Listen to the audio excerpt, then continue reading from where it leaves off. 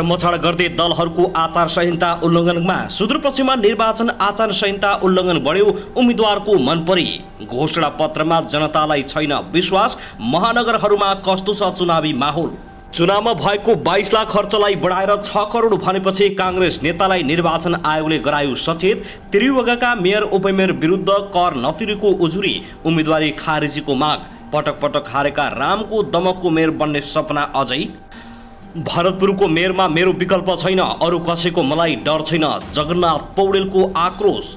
जब राप्रपाका mayor उम्मेदवारले vote केमा रोकमा भन्दै निरन्तर नारा लगाए, मचियो खैराबिला। एकीकृत समाजवादीबाट उम्मेदवार दिएका कोइरालाले पार्टी छाडे। प्रधानमन्त्री देउबाकी पत्नी आर्जु देउबा धनगढीमा भन्छिन्, मतभेद भए पनि पार्टीका उम्मेदवारलाई हराउन नलगाऊ। बकैयामा गठबन्धनको संयुक्त अगुवा कार्यकर्ता भेला। कैलालीमा गठबन्धनले भन्यो, उम्मेदवारी फिर्ता नभएका यी 8 जना आधिकारिक उम्मेदवार होइनन्। चितवन भरतपुरमा रेणु दाहाललाई जिताउन प्रचण्ड चितवनमा मचियो खैलाबैला। चितवनमा बाँके उम्मेदवारले देउबा प्रचण्डको सातो खाए। उता नेकपा एमालेका विजय सुवेदीले बाजी मार्ने सङ्केत, रेणु दाहाललाई धक्का लाग्दै। नेपाल भारत सीमामा हवाई फायर, भारतीय एसएसबीले चलायो गोली। फास्ट्याग परियोजनामा काम गर्ने 3 चिनिया नागरिकको दुर्घटनाका क्रममा घटनास्थलमै मृत्यु। नायक तथा अभिनेता पल शाहबारे आयो निकै ठुलो खबर। पल शाह 22 गते छुट्दै, सलमान खान जेठ 12 गते नेपाल आउने। भोलिपल्ट मन्त्री आलेसँग ब्रेकफास्ट र माउन्टेन फ्लाइट। पद्धतिले काम नगरी सेटिङमा काम भएको पूर्व एआइजीको आरोप। सर्वोच्चमा रिट दायर। 3 अवैध क्रसर बन्द। नेपाल मलेसिया संयुक्त कार्य समिति बैठक आगामी जुनमा बस्दै। 2 दिने विद्यालय बन्दले कोर सक्न सकस, मन्त्रालय भन्छ फेरि छलफल गर्दैछौँ। गरगहना सहित 40 लाख रुपियाँ बराबरको धनमाल चोर्ने 2 जना प्रहरीको फन्दामा। काठमाडौँबाट हत्या गरेर फरार अभियुक्त गोर्खाबाट पक्राउ। आज ईदका अवसरमा राष्ट्रपति विद्यादेवी भण्डारी र उपराष्ट्रपति साथै प्रधानमन्त्री देउबाको शुभकामना। मकवानपुरमा लोडर दुर्घटना हुँदा 2 जना चिनिया नागरिकको मृत्यु, 4 जना घाइते। पाकेको ट्रक दुर्घटनामा 1 जनाको ज्यान गयो। जनकपुर धाम विमानस्थलको सुरक्षा जिम्मा नेपाली सेनालाई दियो। आज मंगलबार ईद उत्र फित्र, सरकारले दियो देशभर सार्वजनिक बिदा। 9.5 करोड राजस्व छल्नेलाई 19 करोड बिगो दाबी।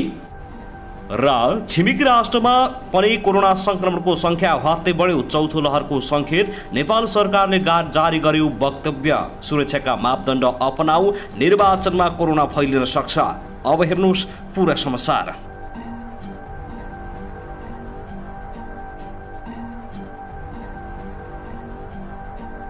दर्शक नमस्कार, युट्युब च्यानल नेपाली खबर मिडियामा तपाईहरूलाई हार्दिक स्वागत छ। यदि हाम्रो च्यानललाई अहिलेसम्म सब्स्क्राइब गर्नुभएको छैन भने सब्स्क्राइब गरी नजिक रहेको बेल आइकनलाई दबाई हामीसँग जोडिनुहोला। दर्शक सदा झैं आज पनि हामी तपाईहरुमाझ निकै महत्त्वपूर्ण खबरका साथ उपस्थित भइसकेका छौं। यो भिडियोलाई अन्तिमसम्म हेरी हामीले साथ दिनुहोला। दर्शक हाम्रो मेहनतको लागि एउटा सानो लाइक गर्न भने नभुल्नुहोला। कहाँदेखि हेर्दै हुनुहुन्छ, के भन्न चाहनुहुन्छ, तपाईको मनमा लागेको प्रतिक्रिया अवश्य पनि कमेन्ट गर्न नभुल्नुहोला। दर्शक के तपाईँ हाम्रो च्यानलमा नियमित श्रोता हुनुहुन्छ? यदि नियमित हुनुहुन्छ भने तल कमेन्ट बक्समा नियमित अथवा रेगुलर लेख्नुहोस्। यदि तपाईँ नयाँ हुनुहुन्छ भने सब्स्क्राइब गरी जोडिनुहोस्, ताकि नयाँ अपडेटका साथ तपाईहरुमाझ हामी दैनिक रूपमा उपस्थित हुने गर्दछौँ। हाम्रो अपडेटहरू तपाईहरुलाई के कस्तो लागिरहेका छन्, सल्लाह सुझाव प्रतिक्रिया अवश्य पनि कमेन्ट गर्न नभुल्नुहोला। दर्शक आउनुहोस् आजको पहिलो खबरतर्फ लागौं। सरकारले कोरोना संक्रमण दर बढ्न थालेको भन्दै स्वास्थ्य सतर्कता अपनाउन आग्रह गरेको छ। पछिल्लो समय छिमेकी देश भारतमा कोरोना संक्रमण दर हत्तै बढ्न थालेपछि स्वास्थ्य मन्त्रालयले स्वास्थ्य सतर्कता अपनाउन आग्रह गरेको हो।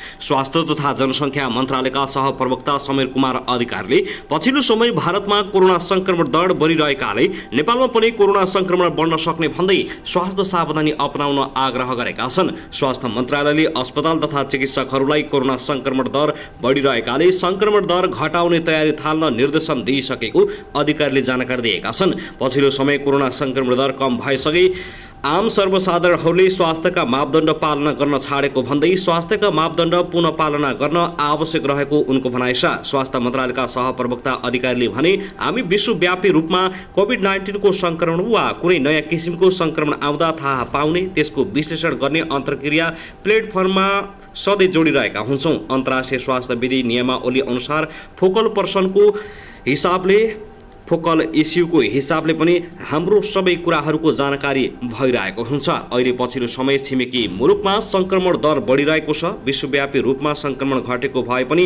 हामी बसेको क्षेत्रमा संक्रमण धेरै बढ्दै गइरहेको छ। हामीले पहिलो लहरमा पनि त्यो भोगेका छौँ र देखेका छौँ। पहिलो लहरमा भारतमा संक्रमणको उच्च बिन्दुमा पुगेको 1 महिनाभित्र नेपालमा पनि संक्रमण बढेको अवस्था हामीले भोगेका छौँ। अहिले भारतमा कोरोना संक्रमण बढ्दैछ भनेपछि हामी कहाँ संवेदनशीलता बढाउनु पर्ने हुन्छ, सतर्कता रहनु पर्ने हुन्छ। दर्शकबिन त्यसैगरी आउनुहोस् अब अर्को खबरतर्फ लागौँ। राष्ट्रिय गौरवको आयोजनाको रूपमा निर्माणाधीन फास्ट ट्र्याक द्रुत मार्गमा लोडर पल्टिँदा 3 जनाको मृत्यु भएको छ। 3 जना घाइते भएका छन्।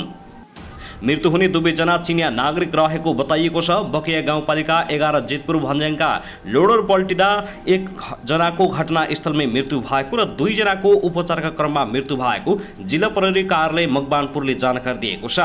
निर्माणाधीन फास्ट ट्र्याकमा खनेको माटो फाल्ने क्रममा लोडर पल्टिँदा उनीहरूको मृत्यु भएको हो। लोडर सडकबाट करिब 50 मिटर तल पुगेको छ। लोडरमा 5 जना चिनिया नागरिक र 1 जना नेपाली नागरिक रहेका थिए। बाँकी 3 जनाको उपचार भइरहेको जिल्ला प्रहरी कार्यालय मकवानपुरले जानकारी दिएको हो। 1 जनाको अवस्था निकै गम्भीर रहेको प्रहरीले जनाएको छ। दर्शकबिन त्यसैगरी आउनुहोस् अब अर्को खबरतर्फ लागौँ। प्रधानमन्त्री शेरबहादुर देउबाको ठाडो हस्तक्षेपमा धीरज प्रताप सिंह प्रहरी महानिरीक्षक बनेपछि प्रहरी संगठनमा हलचल मचिएको छ। वरिष्ठ 2 जना अतिरिक्त महानिरीक्षक पछिका सिंहलाई महानिरीक्षक बनाएपछि हलचल सुरु भएको हो। मन्त्री परिषदको यो निर्णय कार्यान्वयन नगराउने आदेश माग्दै सोमबार सर्वोच्च अदालतमा रिट समेत दायर भएको छ। प्रहरी अतिरिक्त महानिरीक्षक विश्वराज पोखरेलले वरिष्ठता र ज्येष्ठता मिचेर आइजिपी नियुक्ति गरेको जिकिर गर्दै आफूलाई कायम मुकायम महानिरीक्षकका रूपमा काम गर्न दिनुपर्ने माग गरेर रिट दायर गरेका छन्। रिटमा बुधबार सुनाइ हुने सर्वोच्चले जनाएको छ। सत्ता गठबन्धनमा रहेका दल गृहमन्त्री बालकृष्ण खाँड र काङ्ग्रेस भित्रकै नेताहरूले कनिष्ठलाई महानिरीक्षक बढुवा गर्दा नकारात्मक सन्देश जाने भन्दै स्वाभाविक प्रक्रियाबाट नेतृत्व चयन गर्न प्रधानमन्त्रीलाई सुझाव दिन पनि देउबाले मानेका थिएनन्। प्रहरी नियमावलीलाई टेक्दै देउबाले प्रहरी बलको चेन अफ कमान्ड नै खलबलिने गरी आफूले रुचाइएकालाई आइजिपीमा नियुक्त गरेको प्रहरी संगठनमा रहेर काम गरिरहेका वरिष्ठ अधिकारीले बताएका छन्। आइजिपी विश्वराज पोखरेल र सर्कुलर थापामाथि देउबाले निशाना लगाउँदा महानिरीक्षकको फुल लगाउनबाट वञ्चित भएका हुन्। 1.5 वर्ष सिनियर पोखरेल र 10 महिना सिनियर थापालाई पन्छाएर प्रधानमन्त्री देउबाले करिब 1 महिना अगाडि मात्रै एआइजिपी बनेका सिंहलाई आइजिपीमा बढुवा गर्दा पोखरेल सर्वोच्च अदालत पुगेका छन्।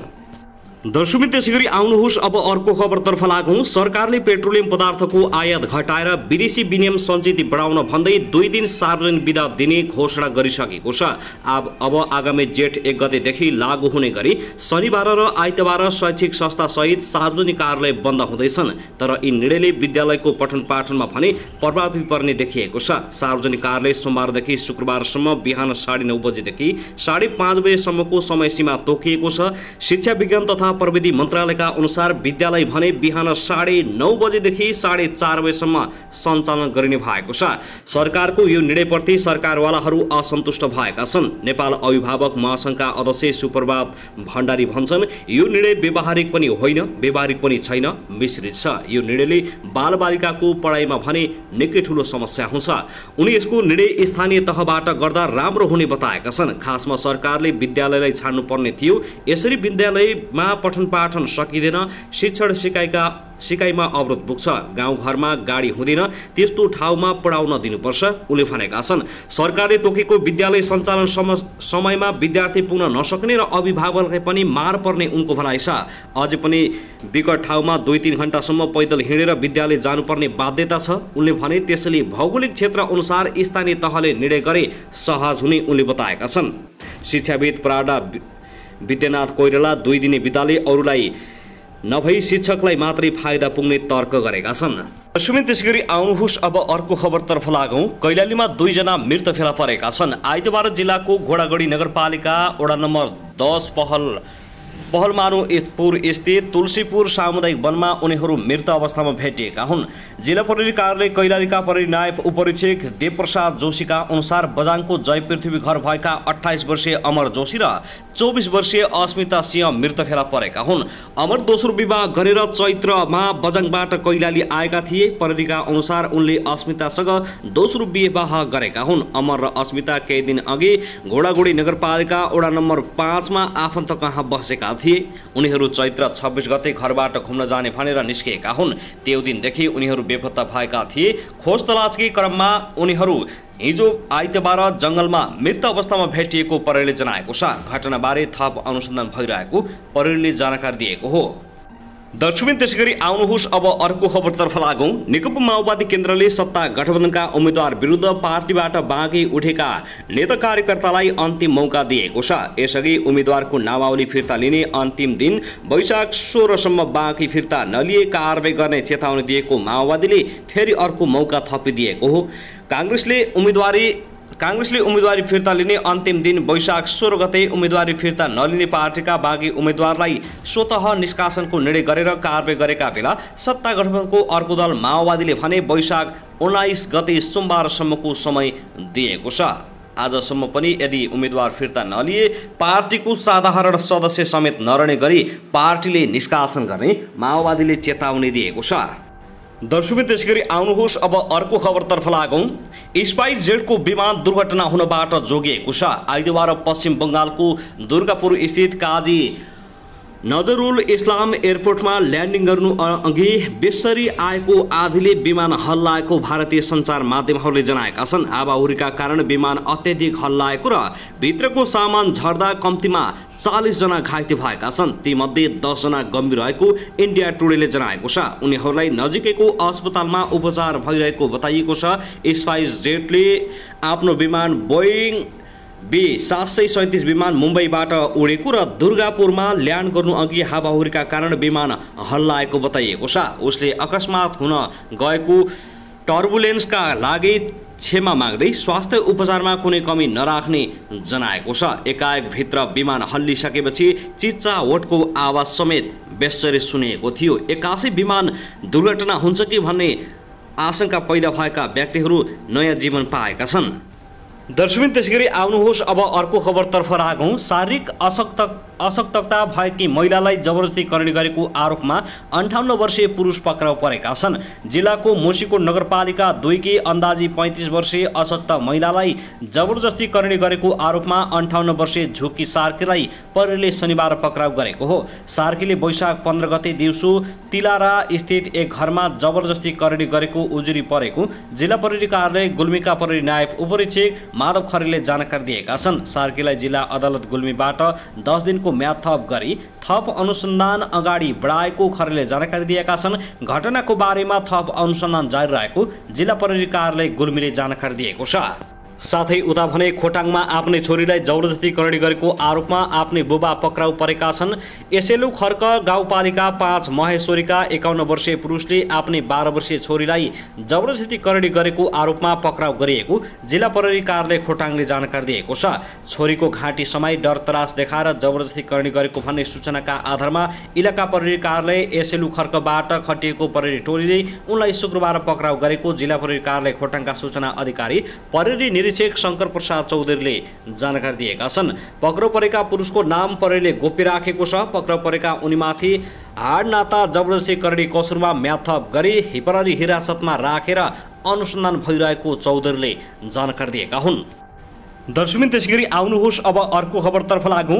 माध्यमिक शिक्षा परीक्षा एसईका प्रश्नपत्रमा त्रुटि भेटिएपछि विश्वसनीयतामाथि प्रश्न उठ्न थालेको छ। यही वैशाख 13 गते विज्ञान विषयको परीक्षा भयो। प्रश्नपत्रमा त्रुटि भेटियो। सामाजिक सञ्जालमा त्यो छरपष्ट भयो। त्रुटिले विद्यार्थीको मनोबल गिराउने र उनीहरू मारमा पर्ने कास्कीका विज्ञान विषयका शिक्षक पुष्प पौडेलले उल्लेख गरेका छन्। त्यस्तो प्रश्नपत्र बनाउनेलाई कारबाही सहित पीडित विद्यार्थीलाई क्षतिपूर्तिको व्यवस्था गर्न उनले सामाजिक सञ्जाल मार्फत माग समेत गरेका छन्। विज्ञान विषयको प्रश्नपत्रमा अङ्ग्रेजी अनुदान गलत भएको, पाठ्यक्रमभन्दा बाहिरबाट प्रश्न सोधिएको, सान्दर्भिक नभएको, अस्पष्टता, टेबल गलत लगायत त्रुटि रहेको उनको भनाइ छ। शिक्षक पौडेलको भनाइमा अरू व्यक्तिले पनि असहमति सहमति जनाइसकेका छन्। त्यस्तै गणितका केही स्तरभन्दा कठिन र गलत समेत सोधिएको पाइएको छ। प्रश्नहरू गलत र त्रुटिपूर्ण भएको भन्दै सामाजिक सञ्जालमा व्यापक आलोचना हुन थालेको छ। शिक्षक दुर्गा पौडेल फेसबुकमा लेख्छिन्, यो परीक्षा शिक्षकको हो कि विद्यार्थीको हो भन्ने कुरा विज्ञज्यूले बुझ्नुपर्ने हो, तर बुझ्न सक्नु भएन। आफूलाई सुपर विज्ञ सम्झनु भएको होला। केही शिक्षकले कक्षा 10 मा कस्ता किसिमका प्रश्न सोध्ने भन्ने जानकारी नै नलिई आफू खुसी बनाउँदा यस्तो लापरवाही भएको औलाएका छन्। एसीमा देखिएको समस्या समाधान हुने शिक्षा मन्त्री देवेन्द्र पौडेलको भनाइ छ। उनले भनेका छन्, केही प्रश्नपत्रहरूमा शिक्षकहरूको समेत गुनासो आएको छ, सम्बोधन हुन्छ, विद्यार्थीले राम्रै परिणाम ल्याउँछन्।